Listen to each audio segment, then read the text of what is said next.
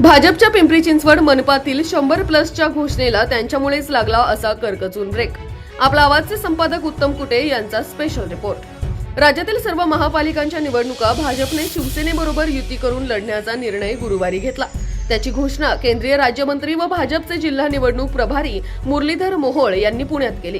परिणामी पिंपरी चिंचवड महापालिकेत 100+ नगरसेवक निवडून आणण्याच्या भाजपच्या घोषणा तथा निर्धाराला करकचून ब्रेक लागला. कारण शिवसेनेला 128 पैकी किमान 20 जागा तरी सोडाव्या लागणार असल्याने भाजपचे नगरसेवकांचे शतक हुकण्याची शक्यता निर्माण झाली आहे. शिवसेनेचे मुख्य नेते व राज्याचे उपमुख्यमंत्री एकनाथ शिंदे यांचे केंद्रीय गृहमंत्री भाजपचे अमित शहा यांच्याशी असलेल्या मधुर संबंधांमुळे ही युती राज्य भाजप व मुख्यमंत्री देवेंद्र फडणवीस यांना करावी लागल्याची चर्चा लगेच झाली. शिंदेंच्या गेल्या काही दिल्ली दौऱ्याचे हे फलित ठरले.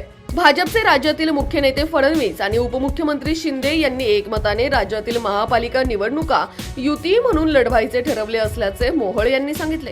आरपीआयलाही बरोबर घेण्याचे सुतोवाच त्यांनी केले. त्याकरिता त्यांच्या बरोबरही बैठक घेणार असल्याची माहिती त्यांनी शिवसेनेबरोबरच्या बैठकीनंतर दिली. शिवसेनेतील कोणालाही भाजपमध्ये प्रवेश दिला जाणार नाही असा निर्णय फडणवीसांनी शिंदेंच्या दिल्ली वाऱ्यानंतर यापूर्वीच घेतला होता. त्यानंतर आता थेट त्यांच्याशी महापालिका निवडणुकीत युती केल्याने राष्ट्रवादीला हा धक्का बसलाय.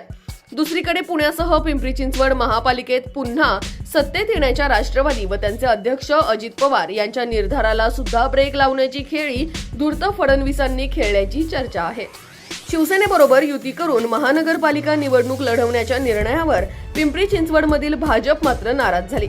गेल्या वेळी 2017ला स्वबळावर ती पिंपरी महापालिकेत सत्तेत आली. 128 पैकी 77 जागा म्हणजे बहुमत मिळवले. त्यावेळी शहरात पक्षाचे 2 आमदार असताना त्यांनी ही किमया केली होती. नंतर त्यात आणखी 2ने भर पडून आता ते 4 झालेत.